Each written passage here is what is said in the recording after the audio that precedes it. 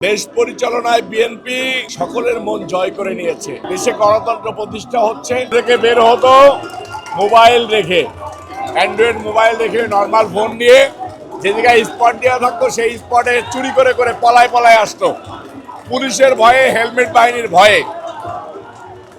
এবারের সমাবেশে স্বতঃস্ফূর্ত অংশগ্রহণ, আগেও যেমন লোক হয়েছে স্বাভাবিকভাবে এখন একটু বেশি হবে।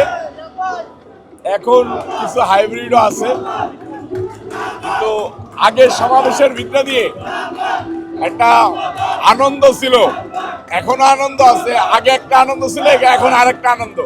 আগে মনে হতো সমাবেশ সফল করতেই হবে, আর এখনকার মনে হচ্ছে যে দায়িত্ববোধ থেকে সমাবেশ সফল করতে হবে। কিন্তু আগে ছিল জিয়া পরিবারের প্রতি কমিটমেন্ট, কঠোর পরিশ্রমের ভিত্তি দিয়ে সফল করতে হবে এবং সকল বাধা বিপত্তিকে পেরিয়ে আমাদেরকে পল্টন ময়দান দখল নিতে হবে। এটা ছিল চিন্তাধারায়। এখন পল্টন ময়দানে আমরা সমাবেশ করতেছি, ইনশাল্লাহ কোনো বাধা বিপত্তি নেই। দেশে গণতন্ত্র প্রতিষ্ঠা হচ্ছে। শহীদ রাষ্ট্রপতি জিয়াউর রহমান সাহেবের সুযোগ্য সন্তান জনাব তারেক রহমান সাহেব আজকের 1 মে দিবস উপলক্ষে আন্তর্জাতিক শ্রমিক দিবস, এই দিবসে আমরা সকলে শ্রমিক আমরা উপস্থিত হয়েছি।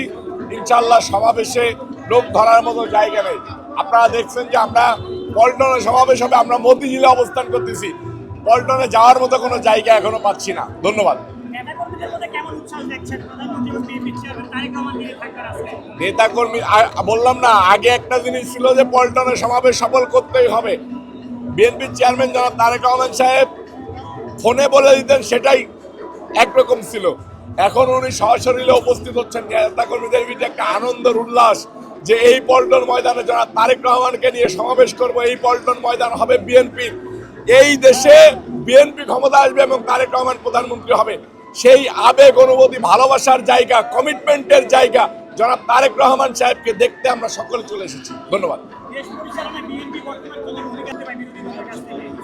দেখেন, দেশ পরিচালনায় বিএনপি সকলের মন জয় করে নিয়েছে।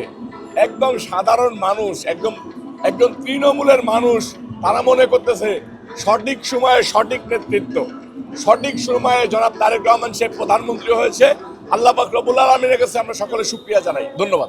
আগে মঞ্চের কাছে আপনারা থাকতে পারতেন, এবার মঞ্চের আশেপাশে নিরাপত্তার জন্য আপনারা যেতে পারবেন না। এটা আসলে ক্ষোভ প্রকাশ আসে কিনা ভিতর থেকে? না, আমাদের তো এটা আমরাই চাই যে আমরা একটু দূরে থেকেও হলেও আমাদের প্রিয় নেতা যেন সুরক্ষিত থাকে, আমাদের প্রিয় নেতার যেন প্রোটেকশনটা ঠিক থাকে, আমাদের প্রিয় নেতার যেন নিরাপত্তাটা ঠিক থাকে। এই কারণে আমরা নিজেরাই দূরে থেকে সমাবেশ সফল করতে চাই। নেতা কর্মীদের অবস্থান রাজপথে, নেতা কর্মীদের অবস্থান স্টেজে না, স্টেজের আশপাশে না।